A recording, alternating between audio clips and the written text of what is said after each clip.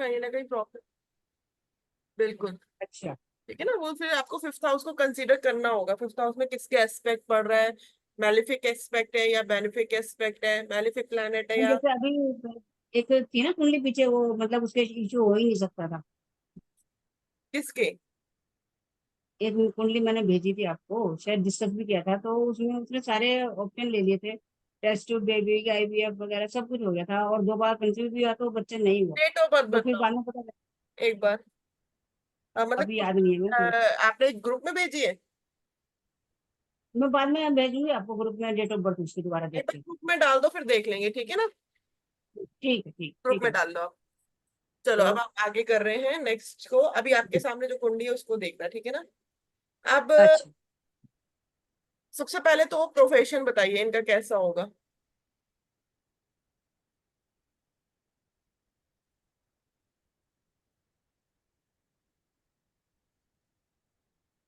खराब है। क्यों। नहीं, मार्स है ये। हम्म। साफ नहीं दिख रहा।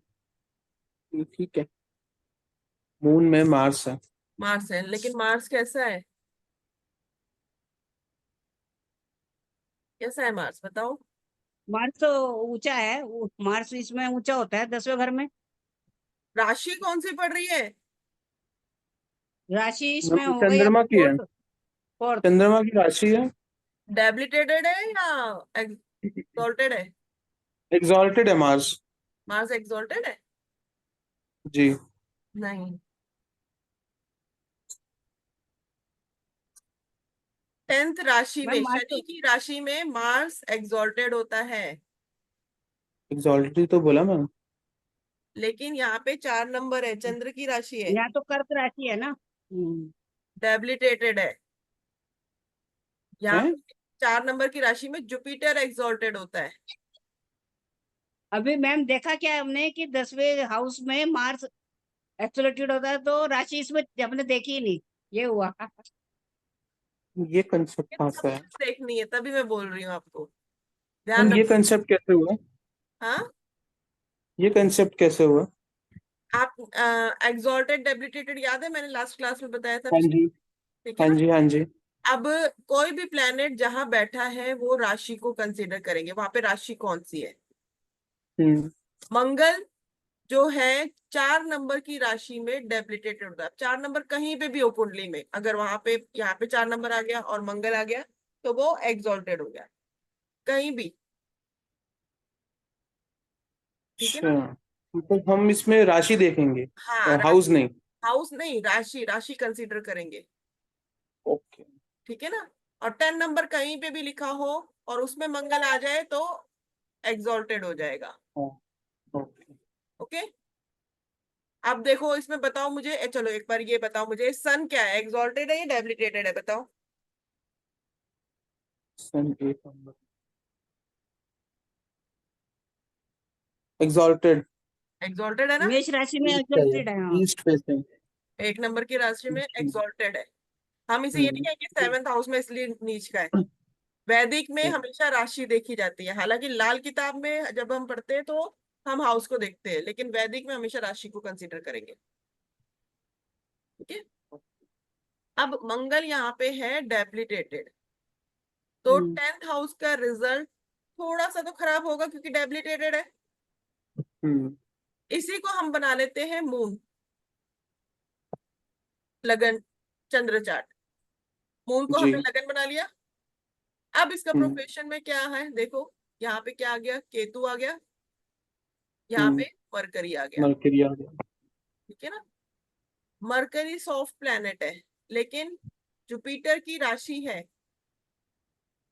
शत्रु है, तो कहीं ना कहीं प्रोफेशन में डिस्टरबेंस तो होगी, लेकिन सॉफ्ट प्लैनेट है तो संभाल लेगा। मैलिफिक प्लैनेट नहीं है, बट केतु है मैलिफिक प्लैनेट, तो वो ये थोड़ी तो है। प्रॉब्लम देगा।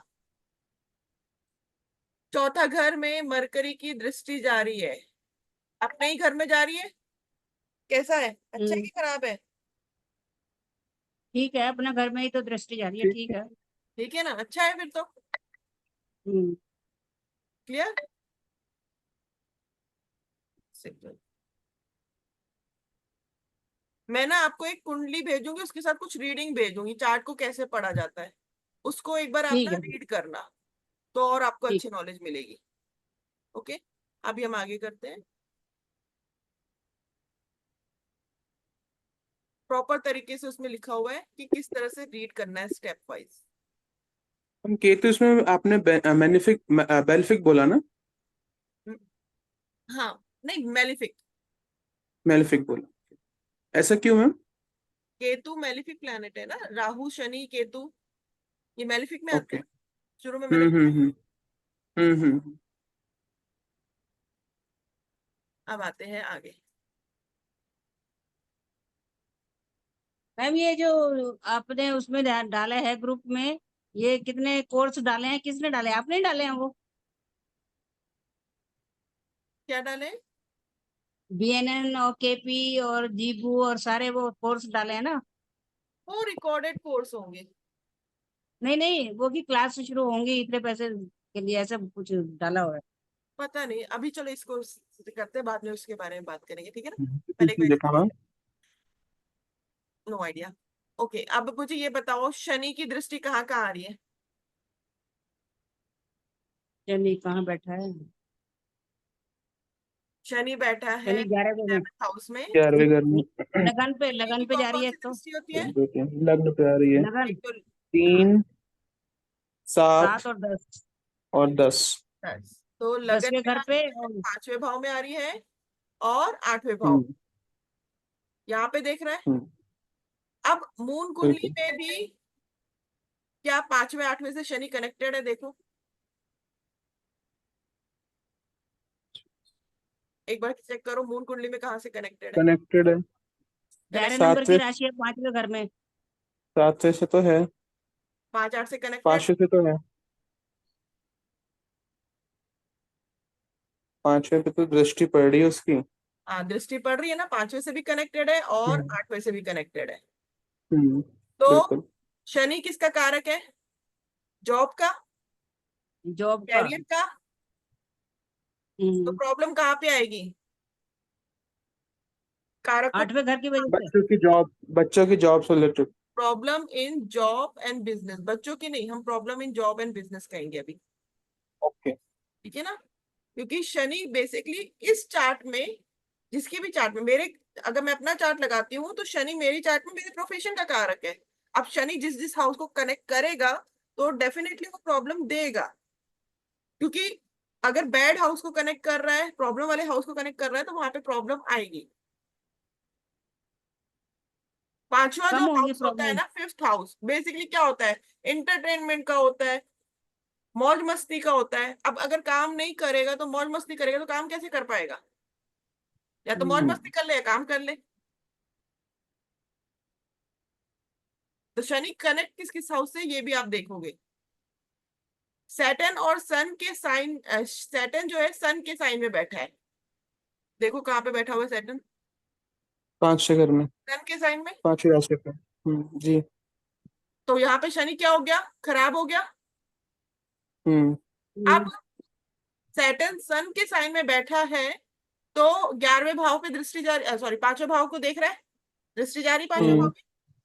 हम्म। बिल्कुल। तक हमने क्या बताया था? पहला जॉब और प्रोफेशन में, दूसरा क्या बताएंगे? बच्चों के भाव पे जा रहे हैं, तो रिलेशन बच्चों के साथ प्रॉब्लम आ सकती है। खराब हो जाएंगे। यहाँ पे चाइल्ड को उतनी प्रॉब्लम नहीं होगी जितनी रिलेशन बनाने में प्रॉब्लम होगी। मतलब चाइल्ड को नहीं होगी, चाइल्ड से रिलेशन बनाने में प्रॉब्लम होगी। समझ में आया? ठीक है। 5th हाउस और 8th हाउस को वो खराब नहीं करेगा। क्यों नहीं खराब करेगा 5th हाउस और 8th हाउस को? बताओ जरा एक बार। उसके एस्पेक्ट है ना, इसलिए देख रहा है वो घर को। देख रहा है, लेकिन क्यों नहीं खराब करेगा? रीजन बताओ।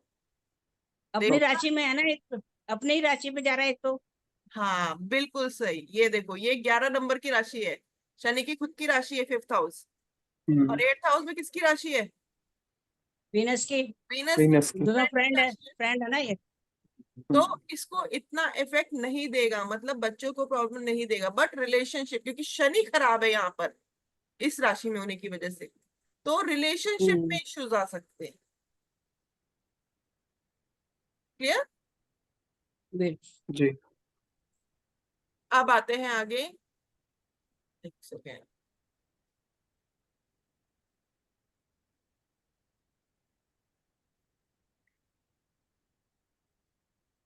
एट हाउस को सपोर्ट करना भी, अब यहाँ पे एट हाउस को वो सपोर्ट कर रहा है क्योंकि फ्रेंडली है। मैंने आपको एक चीज और बताई थी कंडीशन कि एट हाउस अगर स्ट्रांग होगा तो भी प्रॉब्लम आएगी। किस टाइप की प्रॉब्लम आएगी? जॉब में प्रॉब्लम आ सकती है। और यहाँ पे सिर्फ वो किसको सपोर्ट कर रहा है? फिफ्थ हाउस को। फिफ्थ हाउस के लिए बेटर है, यानी कि चाइल्ड बर्थ के लिए ठीक है। कोई कहेगी चाइल्ड बर्थ पे प्रॉब्लम तो नहीं आएगी, तो हम यहाँ पे कहेंगे कि नहीं आएगी। बेशक शनि की दृष्टि जा रही है लेकिन वो शनि का ही घर है, तो child birth is okay. Clear? जी। जी। अब नेक्स्ट एग्जांपल लेते हैं। लगन में 6 8 लग्नेश जो लगन लॉर्ड होता है, अगर वो 6 8 12 में चला जाए और चंद्र में भी 6 8 12 में चला जाए, अब आप क्या कहेंगे बताओ?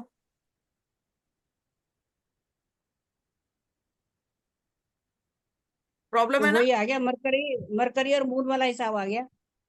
अभी कुंडली मत देखो, अभी वैसे कुंडली में नहीं है ये चीज, तो नहीं, सिर्फ वैसे ही मैं बता रही हूँ ना एनालाइज कि करो। चंद्र और मरकरी हो गया ना, तो आपस में ये मर्क्यूरी दुश्मन मार्स मानता है ना ये और मरकरी जुपिटर को। हो गया। 6 8 12 तो आपने कहा था कि अच्छा हाउस नहीं है। हाँ, 6 8 12 अच्छा हाउस नहीं है, तो वहां पे प्रॉब्लम आएगी। अब एक आएगी। टॉपिक लेते हैं हम। पहले तो योग के बारे में और समझा देती हूँ आपको। नीच भंग राजयोग। नीच भंग राजयोग क्या है? अगर कोई प्लेनेट नीच है, डेबिलिटेटेड है, और वो भंग हो जाए, मतलब वो कैंसिलेशन हो जाए, तो उसे हम कहेंगे नीच भंग राजयोग। कैंसिलेशन कैसे हम्म, होगा? नंबर वन पॉइंट, कोई भी कुंडली ले लेते हैं, पहले कुंडली बना लेते हैं, एक सेकेंड।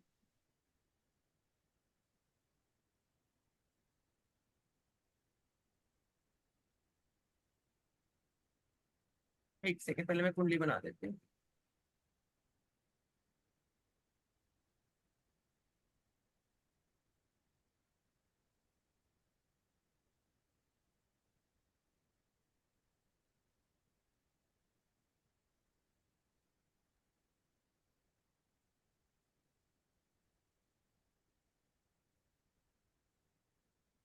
One,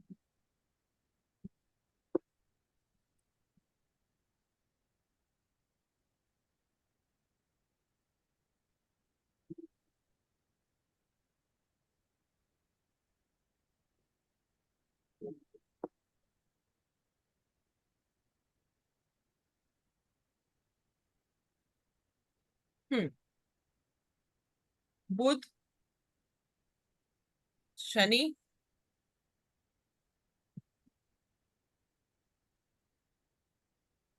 अब यहाँ पे बुध क्या है? नीच का है, ठीक है ना? 12 नंबर राशि में। गुरु क्या है यहाँ पे? नीच का है, नीच का है यहाँ पे। ठीक है। इस घर में उच्च का कौन सा प्लेनेट होगा? मंगल। गुरु। मंगल, हाँ, मंगल, सॉरी। मार्स का है। ठीक है ना? अगर मंगल गुरु पे दृष्टि डाल दे तो नीच भंग राजयोग बन जाएगा। मंगल कहाँ कहाँ से दृष्टि डाल सकता है, बताओ मुझे एक बार। 4 7 8। मंगल की दृष्टि कौन सी होती है? Fourth, fourth. 4 7 7 और 8। 8। 8। मंगल अगर यहाँ पे बैठ जाए तो दृष्टि गुरु पे पड़ गई। मंगल अगर हम्म। यहाँ पे बैठ जाए तो चौथी दृष्टि यहाँ पे पड़ गई। अब हाँ, मंगल अगर यहाँ पे बैठ जाए तो आठवीं दृष्टि पड़ गई, 8वीं दृष्टि है हो ना? गई। इस तरह से हमने दृष्टि को कंसीडर करना है। ये 3 तरह से दृष्टियां पड़ गई गुरु पे। किसी की कुंडली में जिस हाउस में कोई प्लैनेट नीच का है, उस हाउस का एग्जॉल्टेड प्लैनेट अगर उसे देख ले, चाहे दृष्टि वाइज देख ले, चाहे वो उसके साथ राशि परिवर्तन कर ले, या फिर इकट्ठे बैठ भी जाए तो यहाँ पे नीच भंग राजयोग बन जाएगा। क्लियर? नीच भंग राजयोग कैसे हो जाएगा, पता चल गया ना? नीच भंग। हम्म, अब डिग्री या तो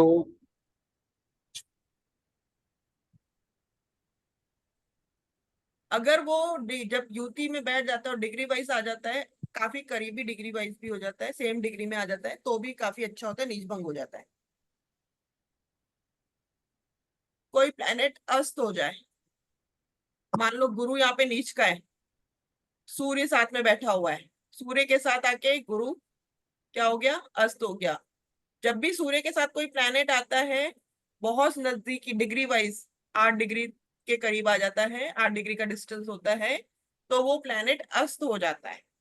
तो अगर गुरु सूर्य के साथ, जो भी नीच का प्लेनेट है उसके साथ अगर सूर्य आ जाएगा तो वहां पे उसकी नीचता भंग हो जाएगी, क्योंकि सूर्य ने क्या करा, गुरु को अस्त कर दिया। अब अस्त कर दिया इट मीन्स उसकी जो पावर है वो क्या हो गई, कम हो गई, क्षीण हो कम गई। हो तो उसके पास जब पावर ही नहीं हुई तो नीचता किस बात की? गई। क्लियर?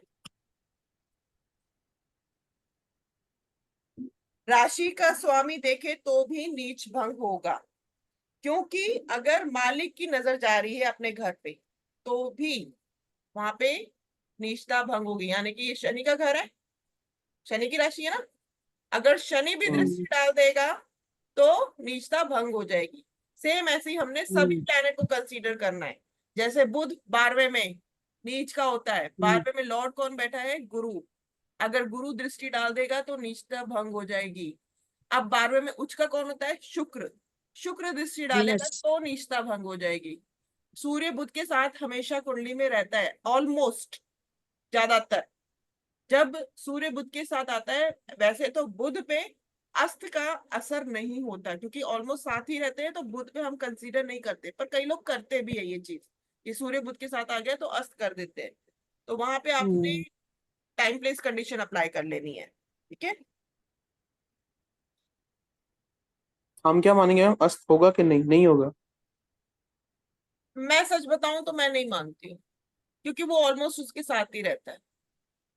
हाँ, अगर समझो जो सेम डिग्री का आ रहा है या 3-4 डिग्री का आ रहा है ना, तो सोचो थोड़ा सा अस्थायी प्रभाव रहेगा, है ना? 3-4 डिग्री के डिफरेंस में डेफिनेटली यस। मतलब उसकी 6 और उसकी 10 हो तो ऐसे। हाँ, जैसे सूर्य 5 डिग्री का है, अब 8 डिग्री तक या 8 डिग्री से ज्यादा मैम? हाँ, 8 डिग्री तक या 8 डिग्री से ज्यादा? वैसे 8 डिग्री तक, अच्छा। 10 डिग्री का हो गया तो 5 डिग्री का डिफरेंस हो गया ना। तो इस तरह से चाहे आगे चाहे पीछे, ये भी कंसिडर कर सकते हो, ऐसा नहीं है, यहाँ से भी हो अच्छा। सकता है। तो इस तरह से अच्छा। सूर्य को छोड़कर अगर सूर्य किसी को अस्त कर देगा तो वो नीच भंग नहीं, मतलब नीच भंग नहीं होगा, पर अपना प्रभाव जरूर कम कर देगा। मतलब यहाँ पे हम नीच भंग नहीं कहेंगे, लेकिन अस्त कंडीशन में उसका प्रभाव जरूर कम हो जाएगा। ठीक है ना? सूर्य के साथ अगर कोई प्लेनेट बैठ जाए तो, बाकी सब में तो हम कहते हैं ना कि नीच भंग हो गया अगर लॉर्ड की दृष्टि चली गई या जो प्लेनेट उच्च का है तो। बट सूर्य के साथ सिर्फ ये अप्लाई होगा कि वो अस्त हो जाएगा, दैट्स इट। अब आते हैं हमारे वैदिक में, योग जो होते हैं उसमें होते हैं पंच महापुरुष योग। सुना होगा नाम, क्या नहीं। चीज? कभी सुना है पंच महापुरुष?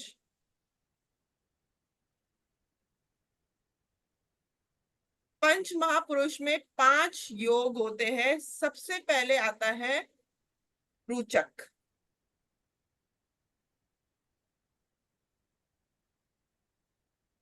रुचक जो योग है, ये योग मंगल के द्वारा बनता है, मंगल बनाता है।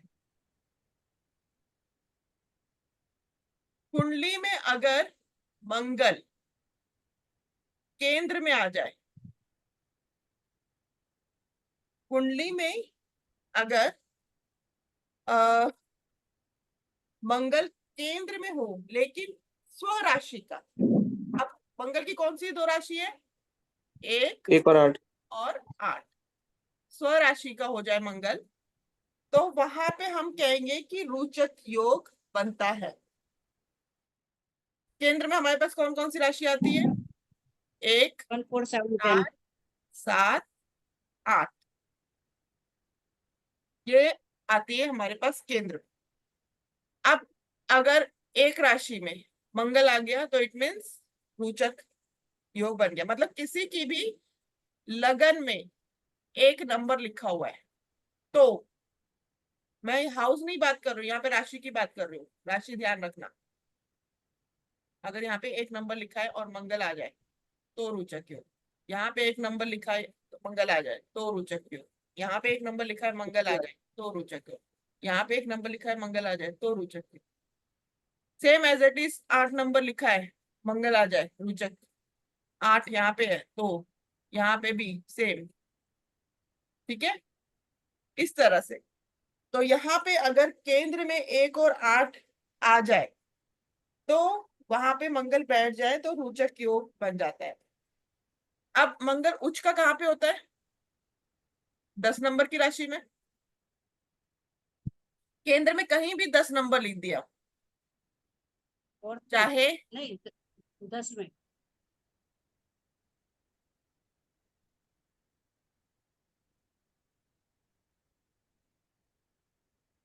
पहले हाउस में, चाहे चौथे हाउस में, चाहे 7वें हाउस में, चाहे 8वें हाउस में, कहीं भी 10 नंबर हो और वहां पे मंगल बैठ जाए तो वो भी रोचक योग होगा। चाहे यहाँ पे 10 नंबर हो, चाहे यहाँ पे 10 नंबर हो, चाहे यहाँ पर हो, चाहे यहाँ पे।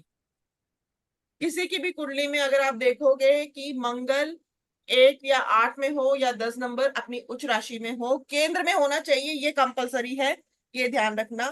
तो यहाँ पे रोचक योग बन जाता है, रोचक महापुरुष योग बनता है। अब ऐसा में क्या कहेंगे हम? मंगल क्या हो गया? बहुत ही स्ट्रांग हो गया, मंगल बलवान हो गया। स्वराशि का हो या उच्च का हो तो मंगल यहाँ बलवान हो गया केंद्र में आने से।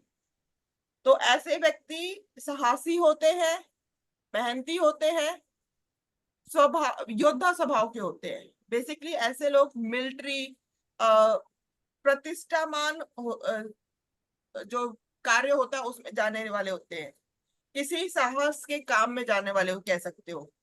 ऐसे व्यक्ति का कद लंबा होता है और इन्हें सफलता मिलती है। अगर 10वीं राशि में हो तो और भी ज्यादा अच्छा। क्यों? 10वीं राशि क्या है? हमारे प्रोफेशन का भी है, कर्म का भी है ना? तो यहाँ पे बलि योग भी बनाएगा, एक अच्छा योग बनाएगा। बस सूर्य के साथ अस्त नहीं होना चाहिए। क्लियर? समझ में आ गया रोचक योग क्या है? अगला योग है भद्र महापुरुष योग। नेक्स्ट है भद्र महापुरुष योग। एक सेकेंड।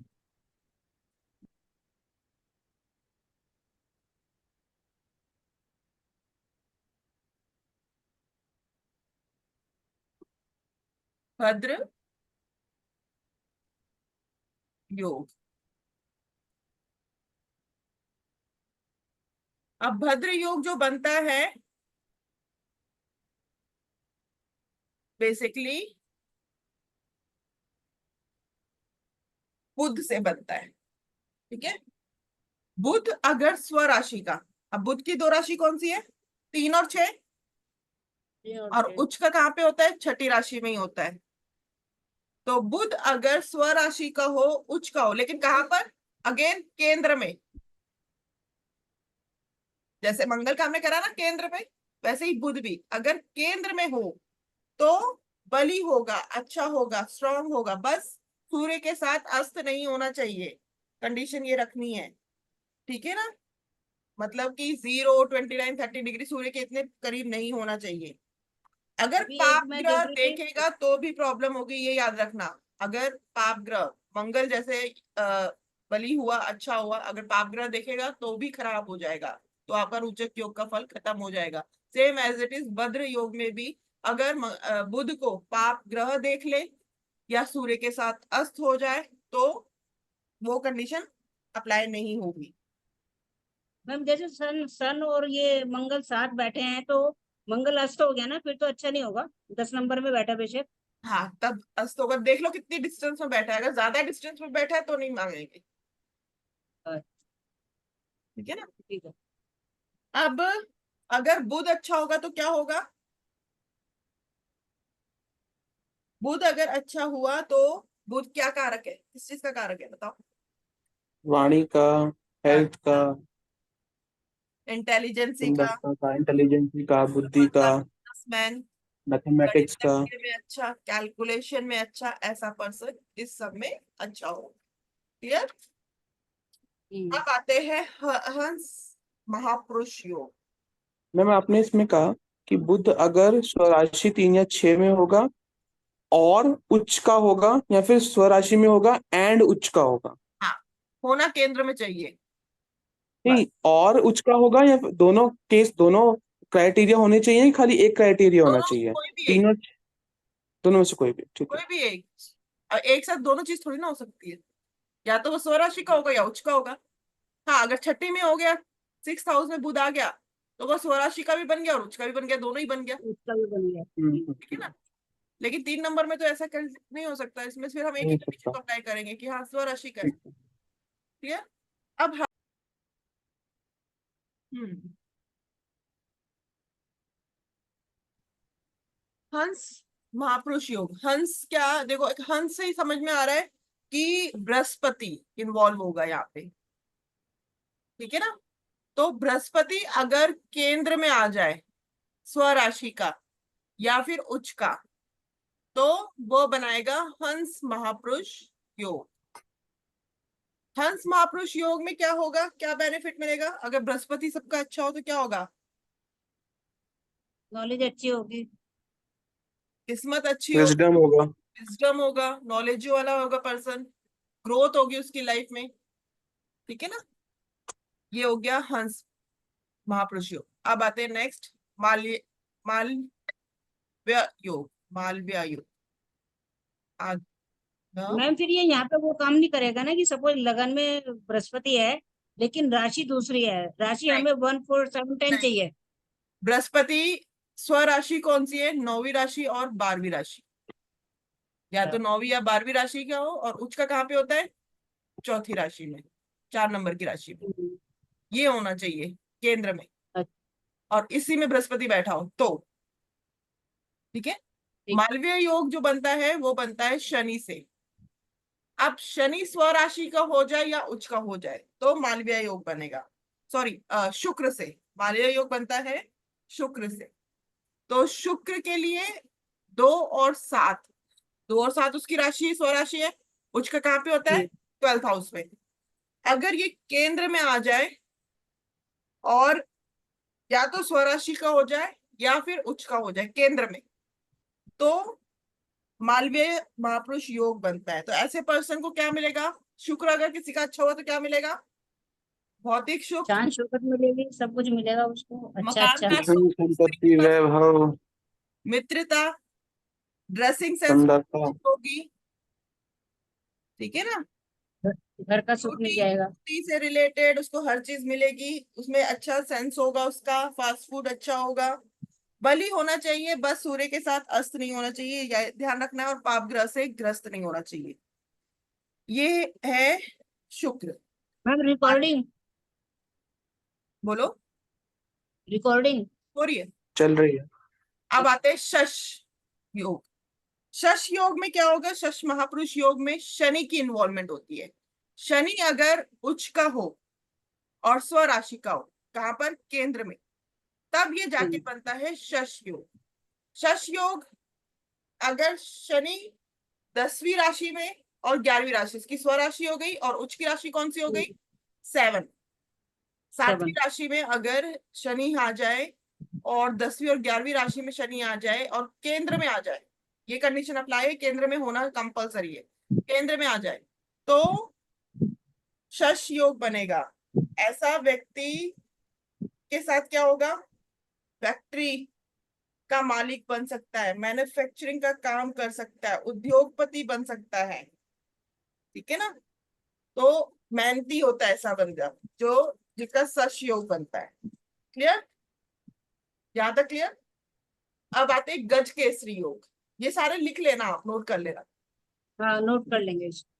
गज केसरी योग आपने बहुत सुना होगा, ये तो सुना होगा, ये भी नहीं। सुना सुने है, हैं। ये तो सुना है। किससे बनता है? गुरु चंद्र। चंद्र से गुरु अगर पहले, चौथे, सातवें, 10वें पर हो, चंद्र से गुरु पहले, चौथे, सातवें, 10वें पर हो, तो गज केसरी योग बनता है। यानी कि चंद्र मान लो यहां बैठ गया, तो पहले यहाँ पर गुरु आ जाए बेशक से, या फिर यहाँ पे गुरु आ जाए, या फिर यहाँ पे गुरु आ जाए, या यहाँ पे गुरु आ जाए, तो गज केसरी योग बन जाएगा। चंद्र मान लो तो यहाँ होना बैठ। चाहिए, केंद्र में ही होना चाहिए मैम। हाँ, नहीं इसके लिए केंद्र केंद्र में ही होना कंडीशन नहीं चाहिए। देनी, केंद्र कंडीशन अप्लाई नहीं है, मैं भी वही बता रही हूँ आपको। अच्छा, अच्छा, अच्छा। ठीक है, अगर चंद्र यहाँ बैठ गया, तो चंद्र से पहले, चौथे, सातवें, 10वें, ठीक है ना, जहां भी चंद्र वो हो। बैठेगा वहां से पहले, चौथे, सातवें और 10वें में अगर गुरु बैठ जाए तो गज केसरी योग बनता है। साहसी होता है, भाषण शक्ति होती, भाषण की शक्ति जो होती है उसकी कमाल की होती है। और चंद्र गुरु अगर बली है, अच्छे है, केंद्र स्थान और त्रिकोण में स्थान है, तो यहाँ पे और ज्यादा वो अच्छे हो जाएंगे, अच्छा फल देंगे अगर केंद्र में आ जाए और त्रिकोण में आ जाए। ठीक है, मैम मून से काउंट करेंगे इसको, ये चंद्र से काउंट करेंगे? चंद्र से हमेशा, चंद्र से, चंद्र से काउंट करेंगे। ठीक है, गुरु चंद्र नीच तो प्रभाव नहीं होगा, अगर ये दोनों नीच के हो जाएंगे तो वहां पे उसकी प्रभाव में क्षीणता आ जाएगी, ये ध्यान रखना। और पाप ग्रस्त हो तो भी, ये हमेशा हर प्लैनेट के ऊपर कंडीशन अप्लाई रहेगी, अगर वो नीच का हो रहा है या पाप ग्रह साथ दे रहा हो या सूर्य के साथ अस्त हो रहा हो, तो उसका प्रभाव हमेशा कम हो जाता है। अगर लगन भी अच्छा नहीं हुआ तो भी उसका प्रभाव कम होगा, यानी कि मैत्री लगन नहीं हुआ, राशि नहीं हुई मैत्री राशि, तो वहां पे भी प्रभाव कम होगा। मान लो 10 नंबर की राशि है यहाँ पे चंद्र, अपने शत्रु की राशि में, चाहे फिर गुरु हम्म। चौथे बैठा हो, तो उसका प्रभाव जो है गज केसरी का वो कम हो जाएगा, क्योंकि चंद्र कहीं ना कहीं एंटी प्लैनेट में। सेम ऐसे इट इज, अगर यहाँ पे 3 नंबर की राशि आ जाए, गुरु बुध की राशि में आ जाए, तो भी प्रभाव कम हो जाएगा, क्योंकि शत्रु राशि में है, तो राशि भी कंसीडर होगी। ओके, अब आता है नेक्स्ट पर्वत योग। ये बहुत ही प्रभावशाली योग है, भाग्यवान और कुशल योग है। पर्वत योग में क्या होता है, एक सेकेंड, इसको पहले मैं हटा दूं।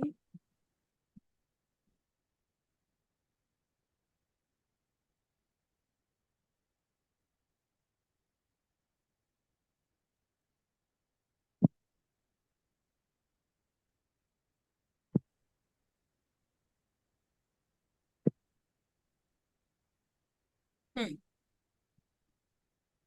अगर योग कारक शुभ ग्रह हो केंद्र में, यहाँ पे लगन,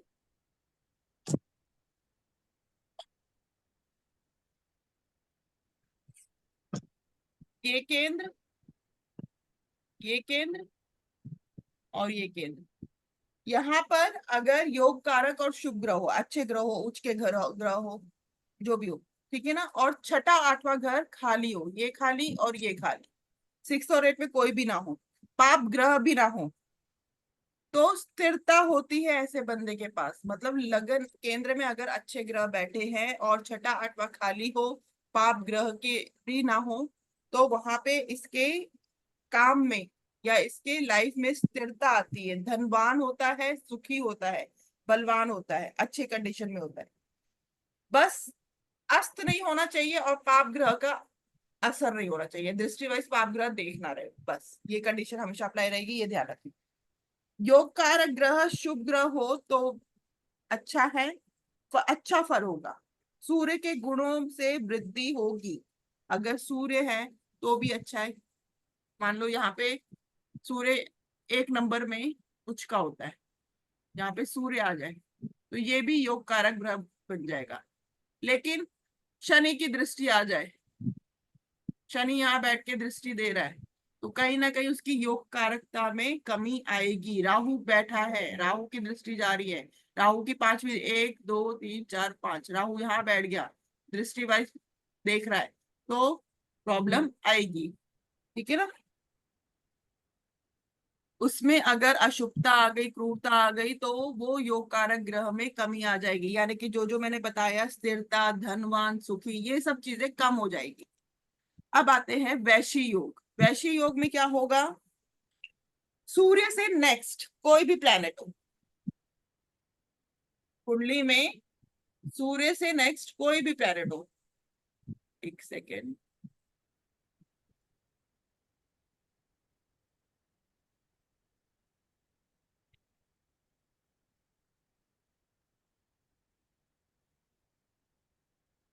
यहाँ पे सूर्य बैठ जाए, अब इससे अगला भाव कौन सा होगा, सेकंड। ठीक है ना। सूर्य से नेक्स्ट कोई भी प्लैनेट हो तो कुटुंब वाणी में अच्छा सहयोग होगा, मतलब कुटुंब वाणी का जो रिलेशन होगा उसका अच्छा होगा। कुंडली के अनुसार योग ग्रह होगा तो फल अच्छा होगा। चंद्र नहीं होना चाहिए, बस सूर्य से आगे चंद्र नहीं होना चाहिए, बाकी कोई भी प्लैनेट बैठा हो तो कहीं ना कहीं कुटुंब वाणी में इसके अच्छा कहेंगे कि कुटुंब अच्छा होगा, वाणी अच्छी होगी, और इसका नेतृत्व अच्छा होगा, मतलब इसका सोचने की समझने की क्षमता अच्छी होगी। फैमिली बैकग्राउंड कह सकते हो कि अच्छा होगा। ये जो योग बनता है ये बनता है वैशी योग, वैशी योग। उसके बाद आता है उभयचारी योग। हमें उभयचारी, समझ में नहीं आया, हाँ, ये वाला समझ में नहीं आया। मतलब सूर्य के आगे मान लो यहाँ पे शुक्र बैठ गया, जी।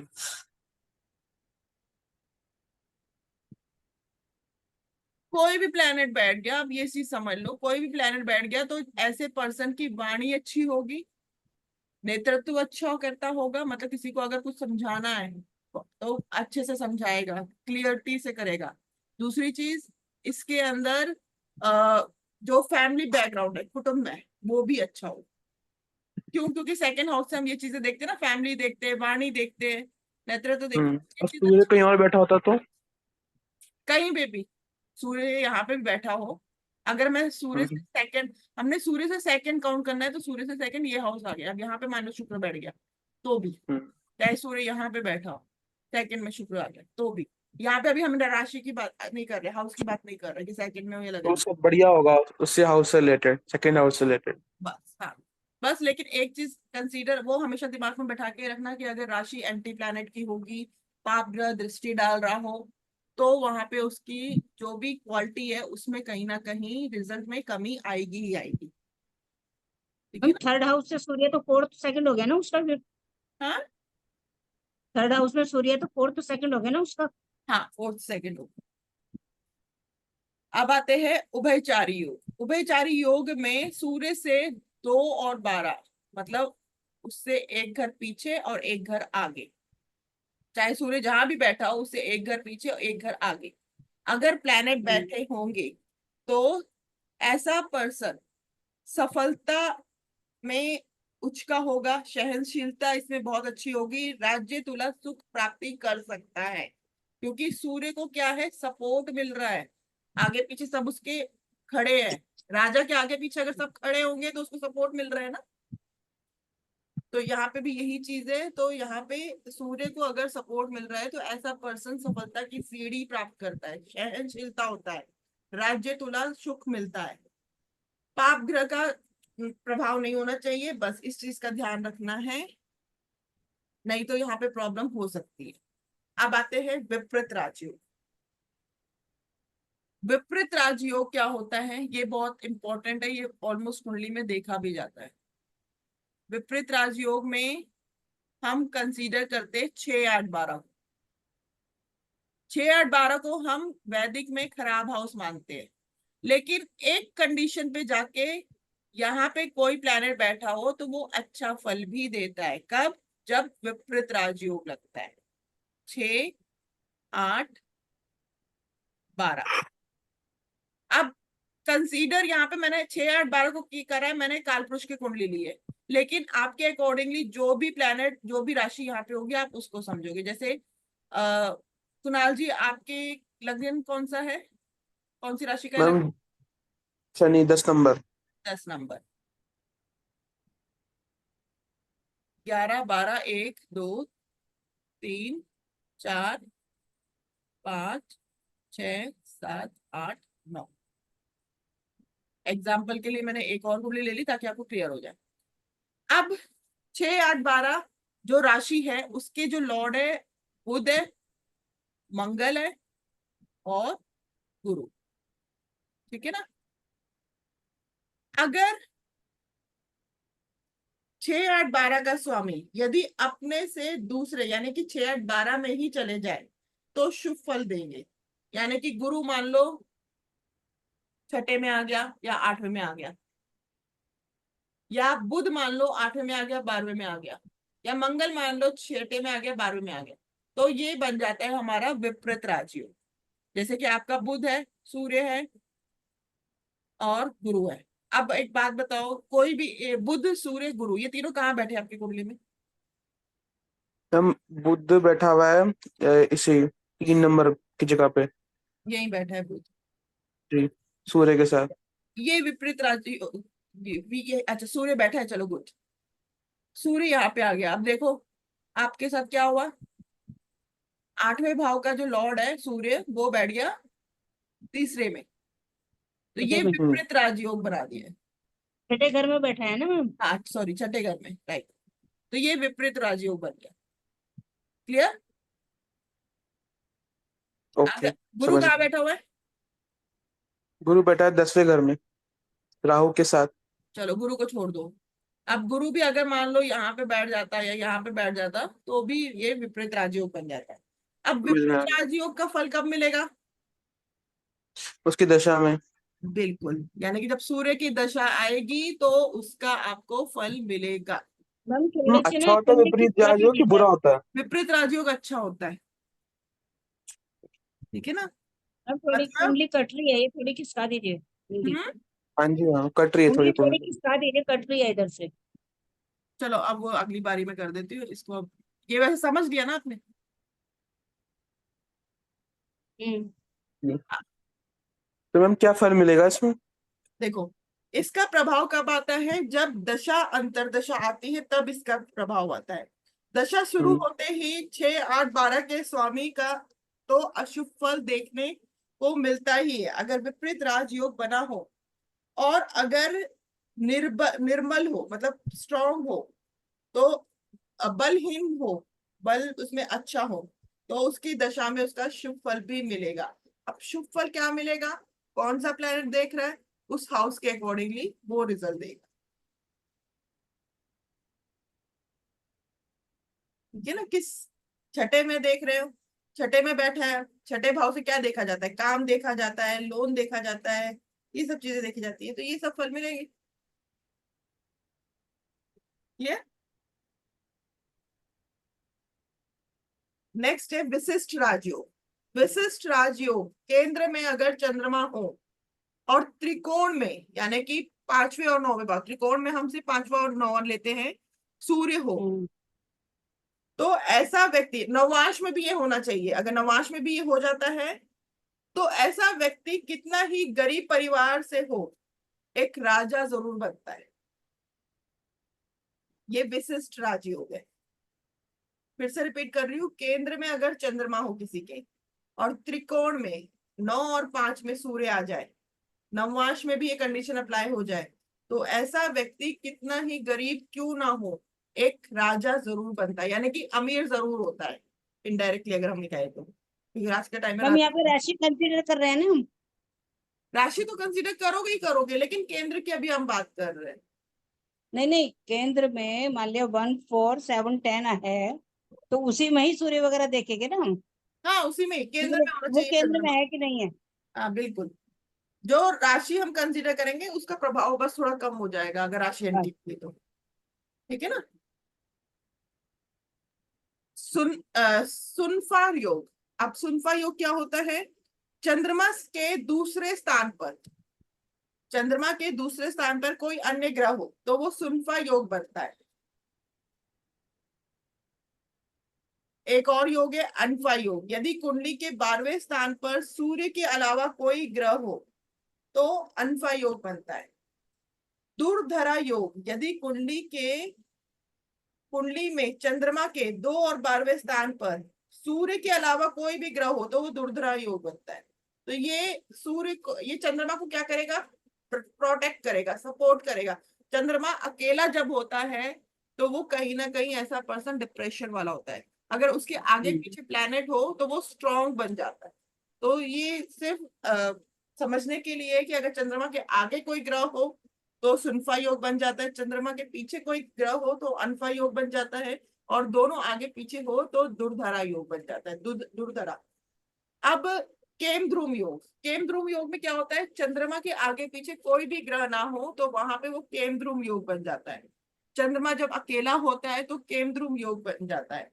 ये भंग कब होता है? केमद्रुम योग भंग कब होगा? जब उसके साथ कोई ग्रह बैठ जाए, या तो उसके साथ कोई ग्रह बैठ जाए या उस ग्रह पे उसके दोस्त की दृष्टि पड़ जाए, तो यहाँ पे ये योग जो केंद्रुम योग है वो भंग हो जाएगा और इससे इसका फल पॉजिटिव हो जाएगा। जो चंद्रमा का नेगेटिव फल हो रहा था केंद्रुम योग में वो पॉजिटिव हो जाएगा।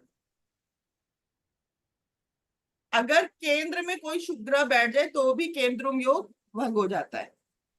अब शुभ ग्रह कौन से है? गुरु, शुभ, शुक्र और बुध। गुरु शुक्र बुध अगर केंद्र में आ जाए और केंद्रुम योग बन रहा हो तो वहां पे भी केंद्रुम योग का फल भंग हो जाएगा। क्लियर? ये मैंने मैम आप मून है, आपने वो बता दिया। शुक्र नहीं, मून होगा ना, शुभ ग्रह तो मून होगा। मून भी है, शुक्र भी है, बुध भी है, गुरु भी है, शुभ ग्रह में ही आते हैं। अच्छा, शुक्र भी उसमें आएगा शुभ ग्रह में? हाँ, शुरू शुरू में मैंने बताया तो था, भूल गए? याद रखो जो चीज मैंने बताई थी, भूलना नहीं है। ठीक, ठीक है। क्लियर? अब आपको मैंने एक पीडीएफ दी हुई है, मैं वही पीडीएफ अब खोल रही हूँ, एक सेकेंड। मैं एक चीज पूछ लूं, आपने बताया था कि जो चंद्रमा है वो 2.25 दिन में अपना नक्शा चेंज करता है, पर आपने पढ़ाया था अभी पिछली क्लास में कि चंद्रमा 2.25 दिन में चेंज करता है। तो हम्म 2.25 दिन है ना वैसे? 2.25 दिन। वो 2.25 दिन ही बोला ना, मैंने रिकॉर्डिंग दोबारा सुनी तो मैंने कहा मैडम से क्लियर करती हूँ। जल्दी में बोल रही हूँ। 2.25 दिन में करेगा ना? देखो, सुनफा योग, सूर्य को छोड़कर यदि कोई भी अन्य ग्रह चंद्रमा से दूसरे भाव में स्थित हो तो सुनफा योग बनता है। जातक को राजा के समान सम्मान प्राप्त होता है, बौद्धिक क्षमता के कारण सम्मानित, धनी तथा प्रतिष्ठावान होता है, और धन मतलब अच्छा होता है। अनफा योग, सूर्य को छोड़कर यदि कोई भी अन्य ग्रह द्वादश भाव यानी कि 12th हाउस में हो तो ये योग बनता है। जातक राजा के समान मान सम्मान प्राप्त करता है, रोग मुक्त होता है, सदाचारी होता है, सुखी होता है। दुराचार्य सूर्य को छोड़कर यदि कोई भी अन्य ग्रह चंद्रमा के द्वितीय और द्वादश यानी कि 2nd एंड 12th भाव में हो तो ऐसा योग बनता है। इस योग से जातक को सब सुख सम्मान सुखों का भोग होता है, आज्ञाकारी होता है और धनी होता है। सेवक, वाहन, ये सारे सुख प्राप्त होते हैं अगर चंद्र के आगे पीछे हो। केमद्रुम, जो अन्य ग्रह केंद्र चंद्रमा से प्रथम, द्वितीय या 12वें में या लगन में या केंद्र में कोई ग्रह ना हो तो केंद्र योग होता है, अशुभ योग होता है। बेसिकली दरिद्रता, बुद्धिहीन, विपरीत, दुखी, पीड़ा ऐसे लोगों को ज्यादा होता है। भंग कैसे होगा? यहाँ पे नीचे मैंने कंडीशन लेते हैं। यदि कोई भी ग्रह लगन में केंद्र में हो, शुभ ग्रह कोई भी ग्रह चंद्र से केंद्र में हो तब भी भंग हो जाएगा। यदि चंद्रमा लगन से केंद्र में स्थित हो तो भी, चंद्रमा को सभी ग्रह देख रहे हो तो भी केंद्रुम योग नष्ट हो जाएगा। गज केसरी योग मैंने आपको बता दिया है। ये वाला भी मैंने आपको बता दिया है। अम्ला योग, यदि चंद्रमा के दशम भाव में बलवान शुभ ग्रह हो तो अम्ला योग यानी कि कीर्ति योग बनता है। चंद्रमा से दशम यानी कि जहां पे भी आपका चंद्र बैठा है उससे 10वां भाव काउंट करो, वहां पे कौन सा ग्रह बैठा है देखो, वो अगर स्ट्रांग होगा तो कीर्ति योग बनेगा, अच्छा योग होता है।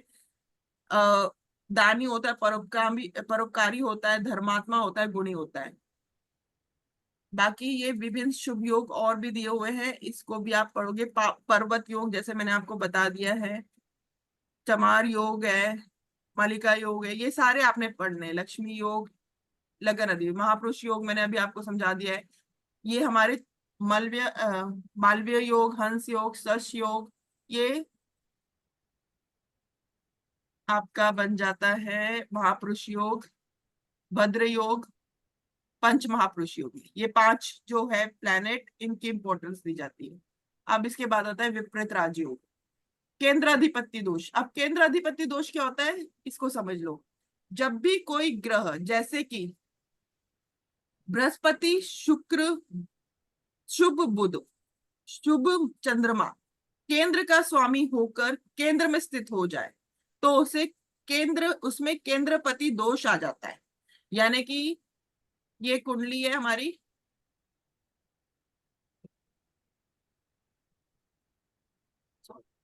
एक सेकेंड,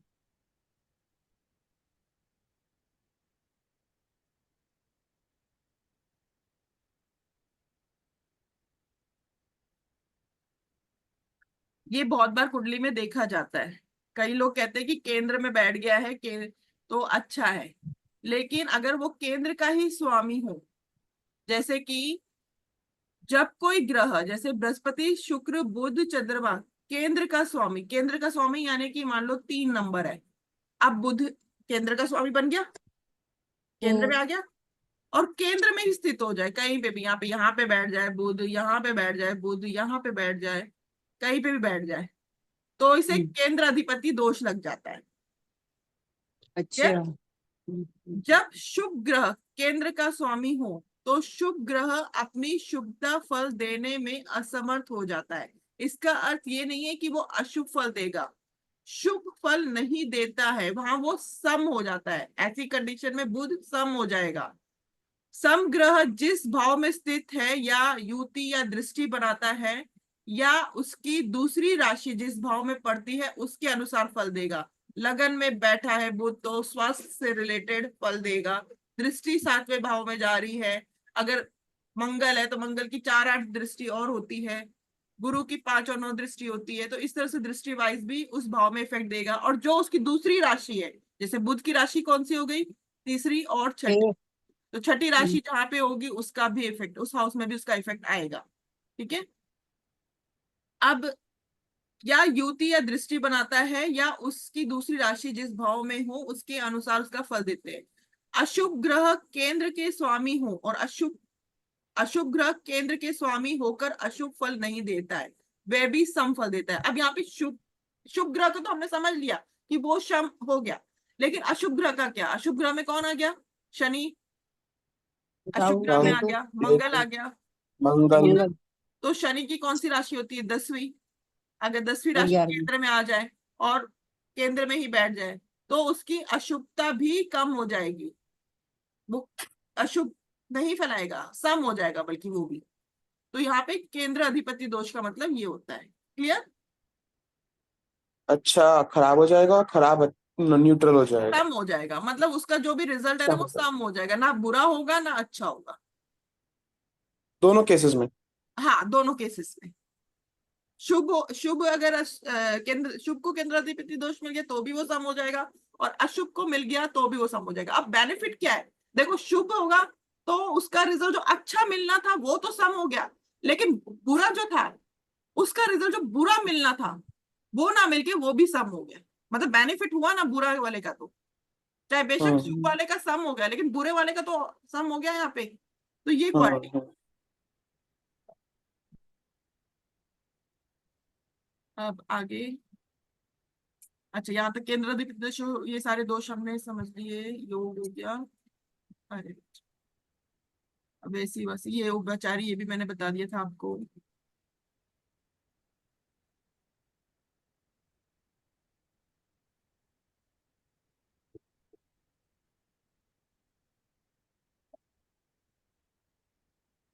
चंद्रमा से ओके, ये सारे योग मैंने आपको बता दिए, और एक मैं पीडीएफ भेजूंगी जिसमें टोटल 300 योग है, उसको आप रीड कर लीजिएगा, ठीक है ना।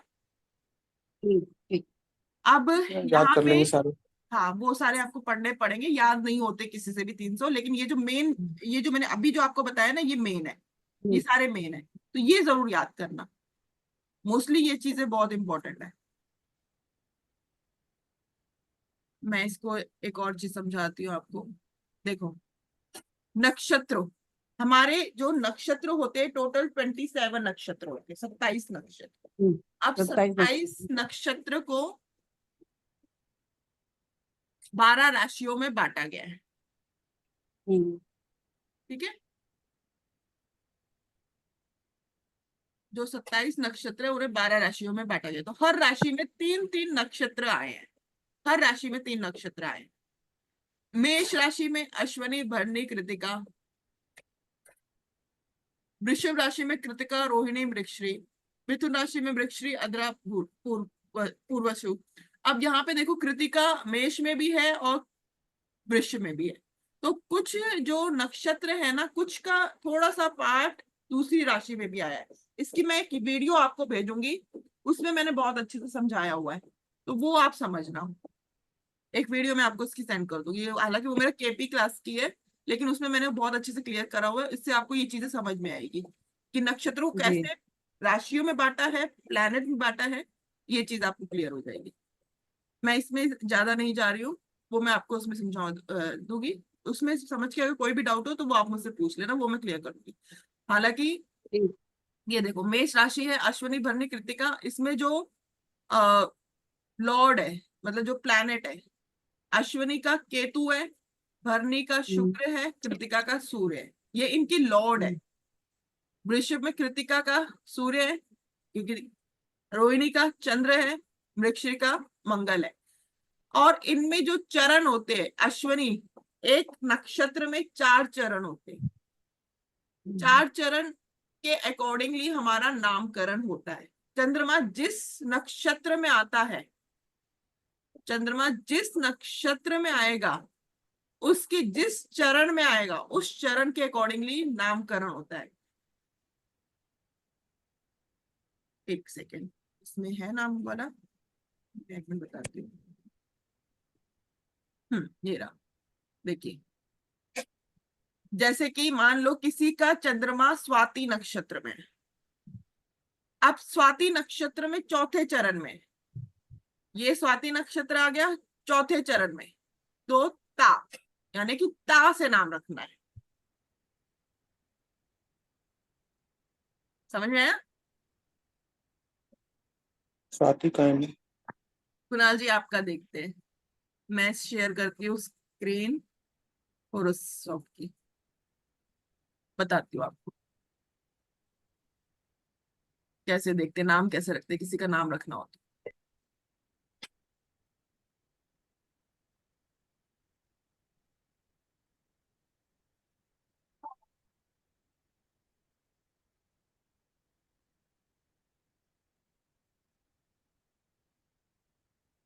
आपका कुंडली के अकॉर्डिंगली नाम है क्या, पहले ये बताओ मुझे। हाँ जी मैम। हाँ जी, हाँ जी। डेट ऑफ बर्थ क्या थी आपकी? 7/7/1994। ठीक है, मेरठ ना। जी। अब यहाँ पे आठ देखो बज के चंद्रमा, ये चंद्रमा अब दिखाई आपके नहीं दे रहा कहाँ एस्ट्रो, पे है। शेयर हो दिख रही नहीं ना रहा कुछ। स्क्रीन, कुंडली। छठे नहीं भाव में, नहीं। नहीं मैम। शेयर ही हो रही स्क्रीन। नहीं दिख हो नहीं। रही। एक नहीं नहीं। नहीं। अब हो रही है। अब हुई है। हम्म हम्म। देखो, चंद्रमा छठे भाव में। हम्म, आपके एस्ट्रो सेज में हम्म। ना, एक आगे जब स्क्रॉल करोगे ना, तो नक्षत्र आता है, कौन सा नक्षत्र किसके अकॉर्डिंग है। मृगशिरा। हाँ, तो अब यहाँ पे चंद्रमा किस नक्षत्र में, देखिए, मृगशिरा में, चौथे चरण में, राइट। जी। हम्म, अब मृगशिरा में चौथे चरण में है, तो वापस मैं उसी चार्ट पे आती हूँ। देखिए, मृगशिरा कहाँ पर है, यहाँ पे।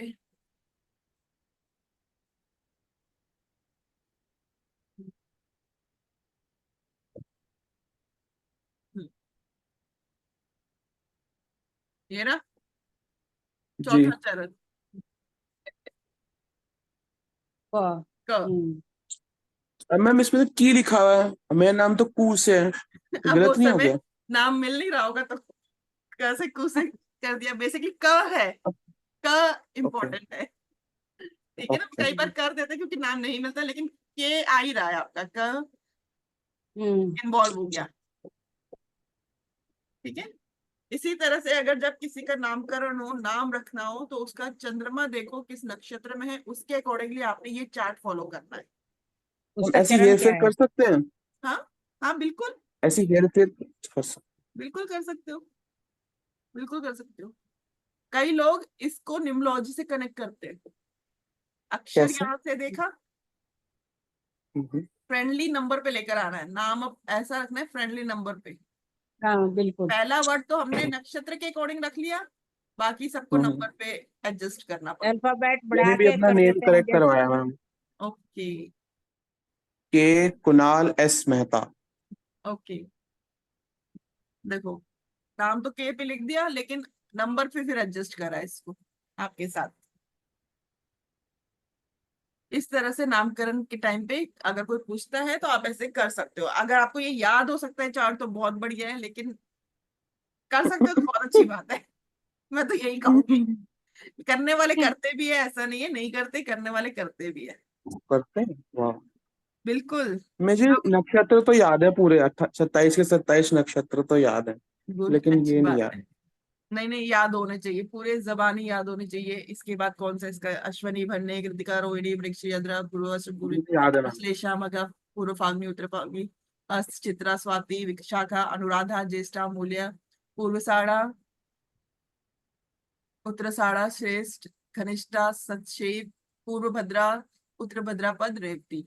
जब 10 15 20 बार ना इसको बोलो, कंटिन्यूसली बोलो, रट लो इसको अच्छे से, तो याद हो जाएगा। रटना मानना पड़ेगा इसके लिए तो, एक तरह अच्छा। से। वो मालूम टेबल का रट्टा मानते थे ना बचपन में, 2 1 2 2 4 2 जैसे, बस वही रट्टा मानना है। है। हम्म। ठीक है ना। चलो आज की क्लास यहीं पे ओवर करते हैं। जो मैंने योग बताया उसको मैम पढ़ना और कर लेना बाकी। बताइए और कुछ मैम, पूछना एक बार रिकॉर्डिंग ऑफ कर दीजिए, कुछ है? पूछना है आपसे।